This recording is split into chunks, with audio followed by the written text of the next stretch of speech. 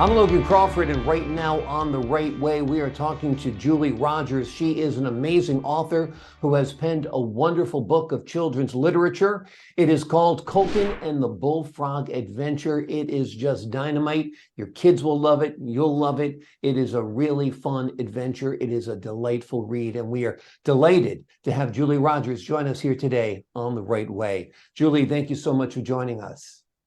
Thank you for having me. My pleasure. My pleasure. Loved your book.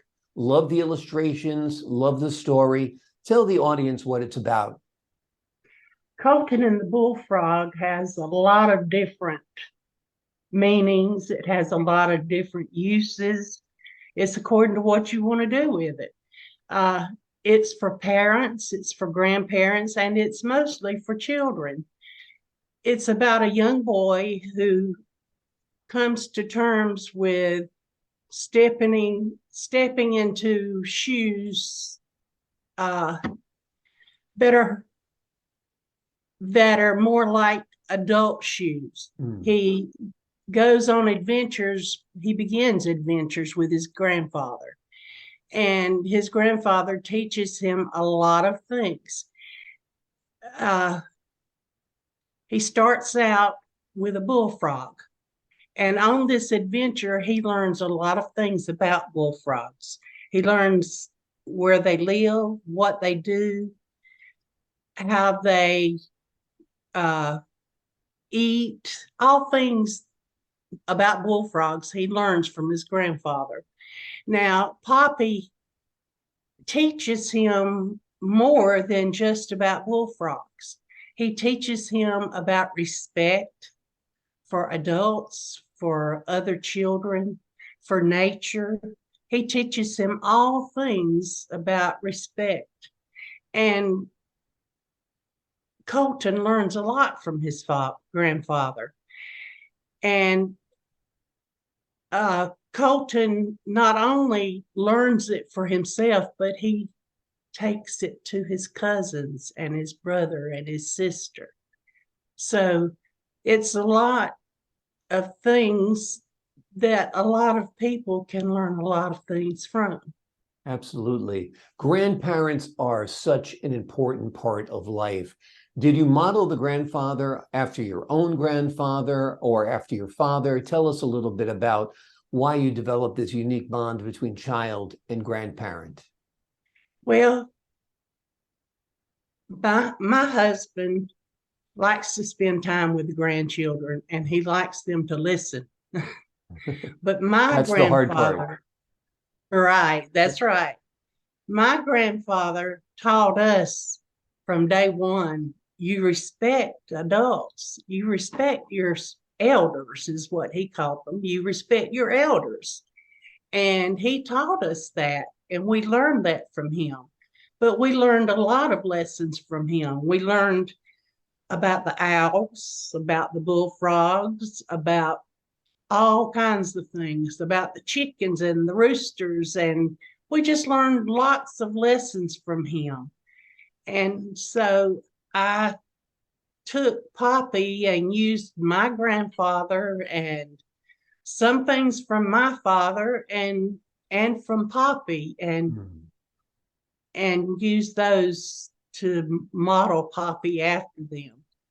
There's something so wonderful about learning from another generation, particularly this generation now with our children are so involved with this. Even at a Yes. young age, you see little toddlers playing on a cell phone or an iPad. It's Yes. nice to have an unplugged adventure, and grandpas are perfect for that because they're not really immersed in the digital world usually. Right. That's true. Yeah. We're constantly telling my grandson, put the phone down and listen or do something, instead of playing on the phone. Absolutely. Absolutely. Now, you live in Southwest Georgia. Were you raised in Southwest Georgia as well? Yes. Tell me a little bit about how that environment influences your work. Uh, I feel like I, I've not been to a lot of places around the U.S. I've been in them, but haven't spent a lot of time there. But I feel like the area that I'm from, people care a lot about each other. And they not only spend time by themselves, but they spend time with the children around and with each other. And children learn from them and from other adults and from other children. They learn what their grandparents have taught them. They learn that. So a lot of things are learned from your neighbors, not only from your family, but from your neighbors. Absolutely. And when you live in a rural area, and I recently moved to a rural area 100 miles outside of New York City, you're dependent on your neighbors. They're your friends, they're your companions, and they're your helpers. And they give you Right, wisdom about your land, about a number of things. That's part of the beauty of the community, I think, in a rural area. right. It is. It's so much to know that you have people you can learn from. You just, you don't have to depend on yourself. If you're new in an area, you don't have to depend on yourself to meet neighbors. Usually neighbors go out and greet you when you've moved into an area. Yep, that's the wonderful part of it. Tell me a little bit about your writing. When did you start writing? I have been telling stories since I was probably 7 years old. I started telling stories to my brother. He loved for me to tell him stories. So I would tell him stories, and then I started telling other children stories. And then when I started teaching, I started telling stories, and we started writing, and I wrote stories. And I read them to the class, and the class read them back to me. And I've always wanted to write, but I put off writing until I was old. I shouldn't have waited so long. Well, it's never too late to start, obviously, because you've written some wonderful books. You talk about telling stories first and then writing stories. I find it's very helpful to speak the story first. It makes it much more conversational, much more flowing with the language. Do you agree it's better to tell the story and then write it down? I talk my stories all the time. I have to be able to write it down. I I tell my stories to myself, and I tell my stories to my husband. Uh, that's my way of putting it in my mind and making sure I'm doing the right thing. I've written two stories, and I've started one story. My third story, I've started it 3 or 4 times, and it's hard to get it going. It's hard for me to write about my third grandchild.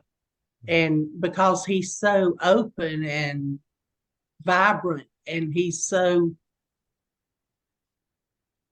I can't explain him. He's just so eager to live and be out there. And I don't know where to start with him. Well, when you see the wonder of a little child, and they really do bring your life such joy, it's hard to capture that magic. I think only God can create a child, and us trying to recreate the child is only second best at times, right? Especially with our writing or our artwork. It's even the greatest painter, I don't think, can capture the beauty of a beautiful child. No, I don't think so. You can only do your best. Exactly, exactly. Or invent something that is different about your character than from your child. Now, you've written another book called Ellie and the Grubbing Worm Adventure. Is that out yet? Not yet. It's not. It's Ely and Grubbing for Worms Adventure. Sorry. It's okay. I get it wrong too. And tell me a little bit about the story about Ely and the Grubbing for Worms Adventure. Ely is on her first adventure with Poppy, but she doesn't go along. Colten goes with her. And it's because it's not her actual first adventure. It's one that she takes with her cousin to help him cross over. He needs a little help getting across into those footsteps. And she still isn't mature enough to get there yet. So we're helping them both get there. But every time I read it and think about it, I just laugh and get tickled because she's so funny. She's quiet and shy, and then she turns around and she makes you laugh. And she's got a lot to learn, and she's got a lot to teach. And Poppy's got a lot to teach. He's got 3 rules that he teaches them first. And you'll have to read to find out what those 3 rules are. Sounds great. Yes. Now, are each of these books based on your actual grandchildren? Do you have a grandchild named Colten and a grandchild named Ely? Yes, I do. Okay, that's wonderful. So now you got to be fair. You've got a 3rd grandchild, right? Right. And what's his or her name? His name is Levi. Levi. Okay. Sounds and great. he is so anxious to have his book written. So That's we're working on How old it. is Levi? Levi is, I think he's 8. I get them mixed up. That's terrible for a grandmother, isn't it? It's a lot to keep track of between the kids and taking care of the husband and all that stuff. It's a lot to take care of. Let's talk about Colten and the Bullfrog Adventure for a second. Now, what was Colten's reaction when he first held this book about him in his hands? He just smiled. He was excited. And now he's a little closed up about it. He's just kind of waiting to see what happens, I think. Absolutely. Absolutely. All of the children were excited about Colten because this was their idea. This is what they wanted Mima to do. They wanted Mima to write books about them. And so I told them, well, Colten would be the first because he's the first grandchild. So they have been waiting anxiously for this book. Wonderful, wonderful. Now, I don't want to quiz you on the ages again or put you on the spot, but how old is Colten? Colten is 12. Okay. So he's not in that about old 5th or 6th grade? Yes. Okay. And he's not that old in the book, but he is 12 now. Wonderful, wonderful. And does he also appear? I haven't read Ely's adventure. Does he appear in Ely's book as well? Yes, in this book he does. Okay, wonderful. And what was Ely's response when she saw her book? Or has she seen her book yet? Is it actually in print? She hasn't seen it yet. Okay.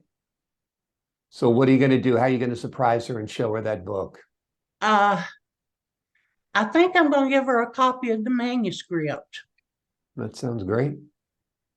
That sounds great. Now, tell me a little bit about your life with these grandkids. Do you watch them often? Do you watch them while their parents are working? Tell me, do they live close by? Tell me a little bit about that. All of my grandchildren live within about a mile of us, and we see them regularly, and then we see them every 2 or 3 weeks. So you know how it is when kids are in school. They're busy these days. They stay busy and involved in things. Ely rides horses, and so she's involved in horse riding lessons. And the other kids are involved in football, softball, soccer, all kinds of things. So they stay busy during the school year. We pick them up. Yeah, they are. So you pick them up and bring them to these activities from time to time? Well, we pick them up from school and bring them home every now and then. Gotcha. But we enjoy being with them. Oh, I'm sure. I'm sure. Now, you call yourself the Jabberwocky of writing. Tell the folks at home what that's all about. It's just a word that Jabberwocky is a word that I have used for years and years. It has to do with a poem. And I grabbed that word out of the air one day when we were talking about writing and doing a website. I pulled that word out of the air from many years ago. It was a word that I found interesting then. And by Jabberwocky, you mean chatter and gabbing and chit chat and all the different parts of language?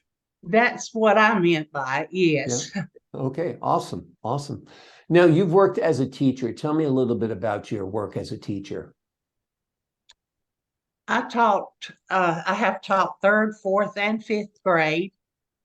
I enjoyed all three. Literature and English were probably my favorite. And then history and science fell in there with it. Uh, I love history and I love science, and you can do so much with that when you're teaching literature. And kids really enjoy that. They love to talk about history and science if you make it fun, and they'll learn when you make it fun. I know many years back, many years now, it seems like yesterday, but we taught by reading and doing a lot of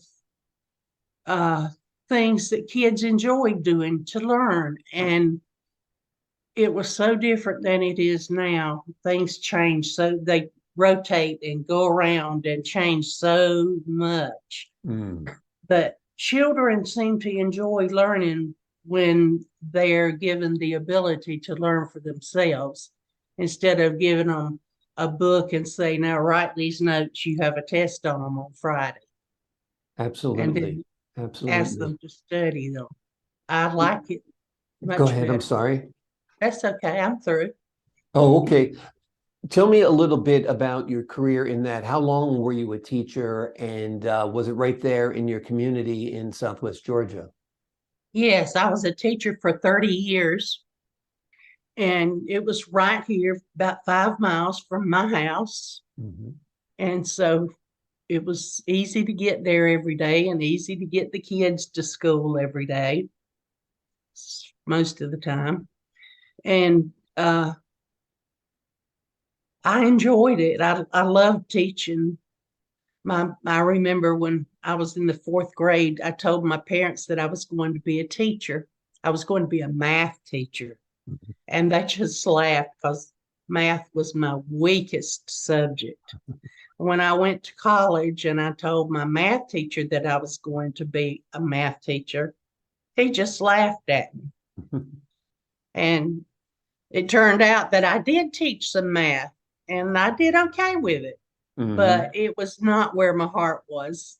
English and history and science were where my heart belonged. Absolutely. And that's where I ended up teaching most of the time. Absolutely. Now, you watch the kids in your community then grow from little kids, 3rd, 4th, 5th graders, up to adults, young adults, almost middle age or thereabouts. Yes, a lot of them. I taught a lot of them in the 3rd and 4th grade, 5th grade, and they've grown up to be friends now in the community. It's hard to believe that they're almost as old as I am, which they would not approve of me saying that. But that's what I say to my kids. I'm like, how did you get to be my age? I don't understand. Yeah, right. Exactly. But that must be nice. I mean, in a community like you live, a lot of people, don't move out of it because it is tight-knit. Like you said, your children and grandchildren all live within a mile. So these kids that you taught over the years, many of them still live in the community. So you must be like a celebrity when you're at the supermarket saying, hey, Ms. Rogers, hey, Ms. Rogers. I used to be. Most of them, have kind of grown up and moved over now. My kids used to think, I don't understand how they all call you Miss Rogers. Everybody knows you when we go somewhere. That's funny. That's funny. So tell me about writing Colten and the Bullfrog? Had you already written it in your head and just put it down on paper? Tell me about the process. Oh, it's been so long now. Uh, I had done some research on a bullfrogs before Colten and the Bullfrog ever came into view. I had done some research on bullfrogs one summer. Me and my daughter and a friend of mine and her daughter were sitting around the kitchen table, and for some reason, we decided we'd do some research on bullfrogs. And when Colten came up, I said, "Oh, I'm going to use that research and, kind of play it with Colten." And that's how Colten and the Bullfrog came about. I played on the research that I had done and wrote a book with it. And I enjoyed writing that book. It was good. It was fun to write that book. Absolutely. It sounds wonderful. And Ellie and the Grubbing Worm Adventure, what's the title again? That's okay. Ely, right? Ely Ely, and okay. the Grubbing for Worm Grubbing Adventure. for Worms Adventure, okay. And tell me about the writing process on that. Uh, I had to think before I could come up with a subject. And for some reason, worms came to mind. It was just something that came to my mind. I had I was trying to think of things that had been in their that they had had to learn, things that they were taught, but uh, things that they had been taught when I was teaching. But you understand that was 20 years ago. Right. And so I'm not real familiar with what they're being taught now, and I need to get familiar with it. But I did do segmented worms. I used the worms as one with Ely, and I thought it would be fun to make her shy, and she can be shy sometimes, but she's really not shy, and she can be funny. Mm-hmm. And so I thought it would be good to make her funny and shy and let her play that part with Colten and play off of Colten. And Poppy had a part in it too. And I had fun doing it. It was good. And I laugh every time I read it. I think it's just funny. Wonderful. Well, it's great. If you find it funny, I'm sure the kids find it funny, and I'm sure other children find it funny as well. Have you done any readings of Colten and the Bullfrog to like maybe the library group or anything like that, or to Colten's friends? I have not. His book has been read at school. His teacher has read it, and they enjoyed it. They loved it. I am going to sign up to read this year for uh, their classes, all four of their classes. I'm going to sign up to read their books. I hope they'll enjoy them. I'm sure they But will. I did not last year, but I hope to be able to this year. Sounds great. Now you've got Colten and the Bullfrog, Ely and her worms. What about Levi? What do you think? What kind of animal or creature are you thinking about for him to explore? Oh, that was hard. I started out with a cow and I went to a pig and a bear. And I finally ended up with our family dog, which is Levi and uh, wow, I can't remember. Levi and the uh, And the family dog. Lucy Dog Adventure. Okay, Lucy dog? Lucy Dog Adventure. Okay. And I'm going to work on that one and see how it turns out. Sounds great. Well, I think that'll definitely be appealing to children because we all know how much they love dogs. Yes, Yeah. they do. Yeah. So you haven't taught now for 20 years. So this writing has kind of filled up a new chapter in your life, so to speak. And so you're enjoying this as well. Yes, I enjoy writing, and I enjoy it. I enjoy spending time writing.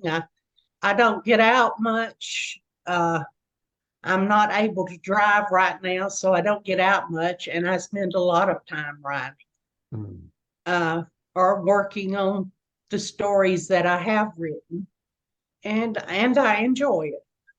That's wonderful. So some of these other stories that you've told over the years, you're writing those down as well?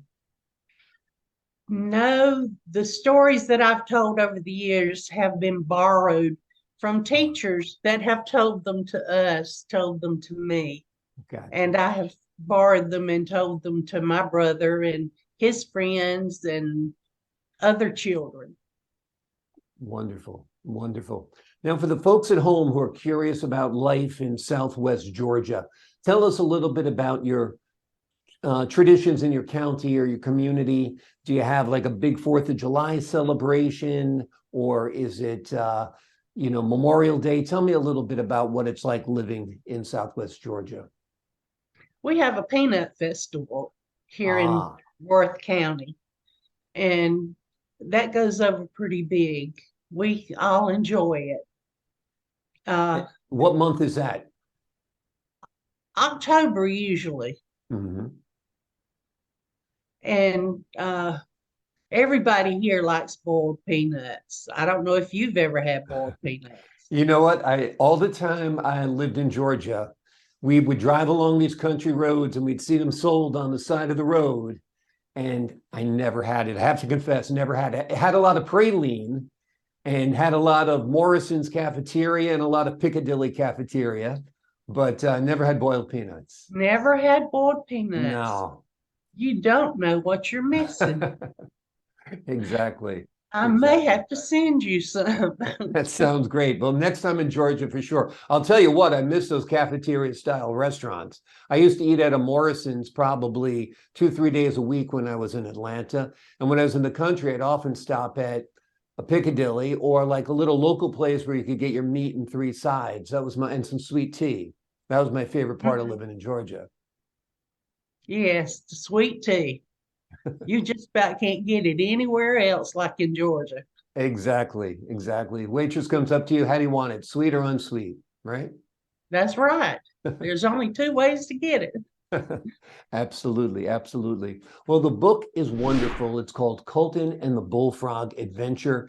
It is written by Julie Rogers. She is a teacher who has worked for 30 years in the field of educating young children, and she's written a wonderful book. It stars her grandson, Colten, and he goes on quite an adventure with his grandfather and learns a lot about bullfrogs. And we've been delighted to have Julie as a guest here today on The Right Way.